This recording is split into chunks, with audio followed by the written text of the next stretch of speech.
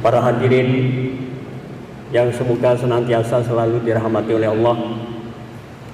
Assalamualaikum warahmatullahi wabarakatuh.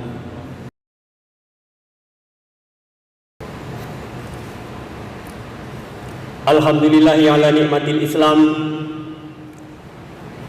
wa hadana ila subuli salam.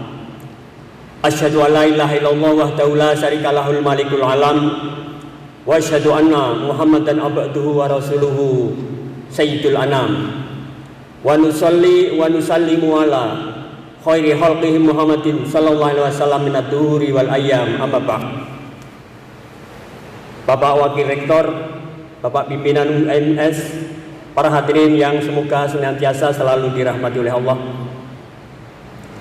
Alhamdulillah, sampai saat ini kita masih termasuk orang yang beruntung karena bisa menjalankan puasa Ramadan yang ke-27. Setahun ini orang Indonesia ada yang tidak ketemu Ramadan.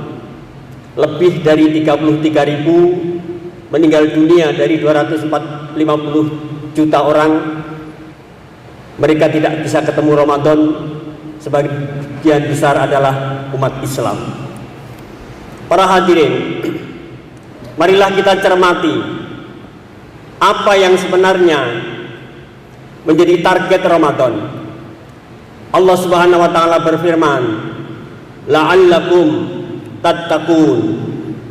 Ramadan agar engkau wahai orang-orang yang beriman menjadi bertakwa.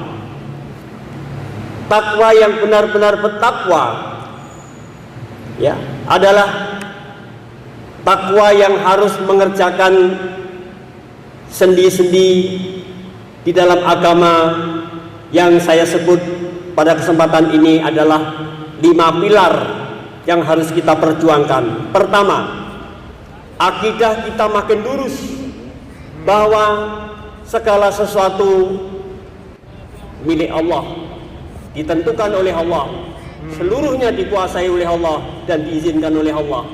Maka ibadah kita hanya untuk Allah, mukhlisina lahuddin, ikhlas untuk Allah semata-mata. Inna sholati wa nusuki wa mahyaya wa mamati lillahi rabbil alamin. Sesungguhnya ibadahku, sholatku, hidupku, matiku hanya untuk Allah.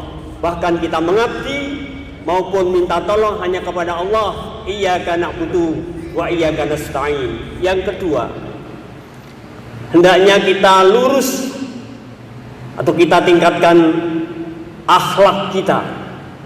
Rasulullah bersabda, kam min shaimin laisa lahu min syamihi lal ju' wal atas. Banyak orang puasa tak mendapatkan apa-apa dari hasil puasanya kecuali hanya lapar dan haus, lapar dan dahaga. Mengapa? Karena dia melanggar aturan-aturan puasa, seperti berdusta, bergunjing, marah, bertengkar, bohong, menjadi sumpah palsu, memandang dengan syahwat, berkata-kata yang keji dan sebagainya. Maka yang harus kita tingkatkan adalah akhlak. Yang ketiga, yang kita tingkatkan adalah ibadah secara kualitas dan kuantitas. Man shoma Ramadan imanan wahtisaban ghufira lahu ma taqaddama min dzambihi wa ma ta'akhkhara. Siapa yang puasa Ramadan dengan iman dan mengharapkan pahala dari Allah, dia akan diampuni dosanya oleh Allah, dosa yang lalu maupun dosa yang akan datang. Man qoma Ramadan imanan wahtisaban ghufira lahu ma taqaddama min dzambihi wa ma ta'akhkhara. Siapa yang rajin salat-salat sunnah, menegakkan salat di bulan Ramadan, dia akan diampuni dosanya, dosa yang telah lalu maupun dosa yang akan datang. Seluruh ibadah kita tingkatkan. Bukan hanya itu, semua amal kita tingkatkan yang berkaitan dengan hablum minallah dan hablum minanas. Rasulullah membina diri di Ramadan dengan tadarus dengan Jibril. Para hadirin, ternyata Rasulullah Luar biasa. Ramadan masih ingin belajar lagi kepada Jibril untuk konfirmasi, verifikasi tentang ayat-ayat yang telah dia terima. Dan Rasulullah telah memberikan pesan tentang bagaimana kelak jika terjadi kodifikasi terhadap Al-Quran.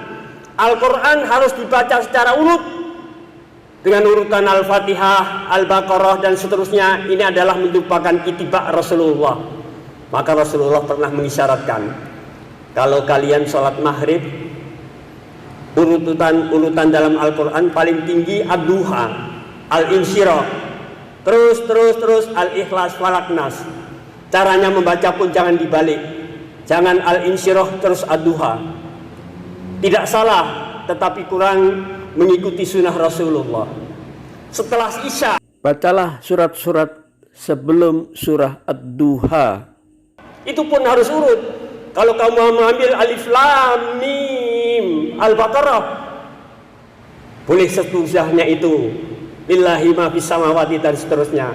Jangan sampai engkau mengambil ayat kursi, setelah itu Alif Lam Mim Dzalikal Kitabu dan seterusnya. Saya pernah mencoba ngecek di Masjid Nabawi. Ternyata salat maghrib yang dipilihnya adalah surat Al-Kafirun, rakaat kedua Al-Ikhlas. Jangan sampai dibalik, Al-Ikhlas baru Al-Kafirun. Ini termasuk salah satu tartil dari aturan-aturan tartil yang lain. Rasulullah belajar Al-Quran luar biasa.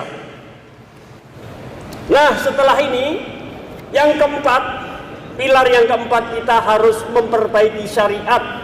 Karena ibadah kita baru benar ketika syariat kita lurus. Kita tahu tentang halal haram, kita tahu tentang bagaimana ada uzur, ada kesempatan dan sebagainya.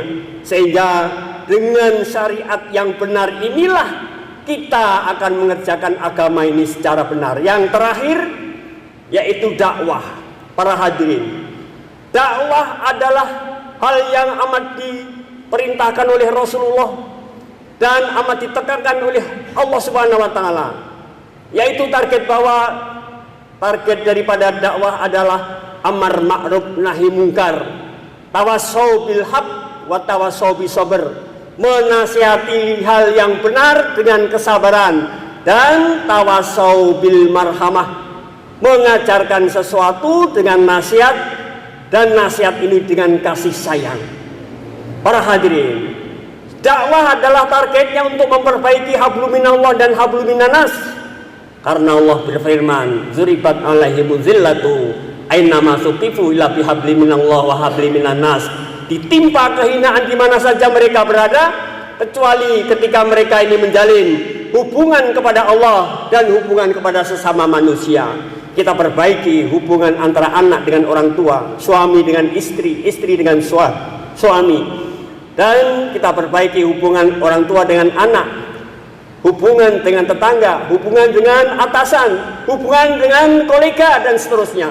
Maka Rasulullah memberikan isyarat, laisa minna malam yuakir kabirona walam yarham sohirona.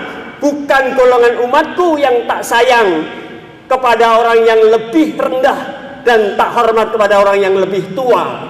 Jadi demikianlah para hadirin target dakwah kita, untuk mengajari amar ma'ruf nahi mungkar, mengajari tentang bagaimana orang-orang ini berakhlakul karimah, orang-orang tawadhu, jauh dari takabur, jauh dari sum'ah dan riya, jauh dari riba. Dia dekat dengan akhlak yang baik yang telah diajarkan oleh Rasulullah SAW.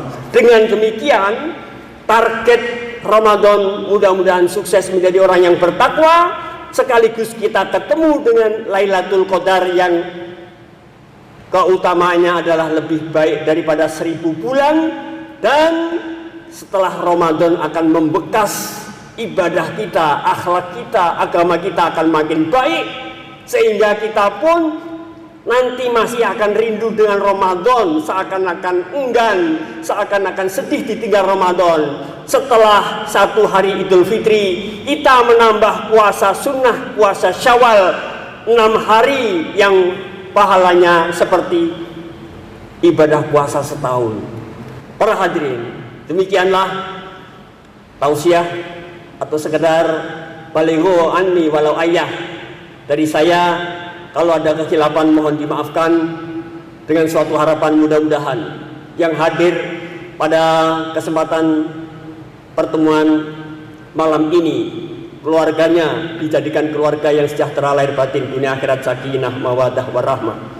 Mudah-mudahan anak keturunan kita menjadi orang yang ahli ibadah, soleh dan solihah. Mudah-mudahan kita dikaruniai rezeki oleh Allah yang melimpah dan barokah. Kalau sudah sampai waktunya kita menghadap kehadirat Allah dengan husnul khatimah. Billahi taufiq wal hidayah. Assalamualaikum warahmatullahi wabarakatuh.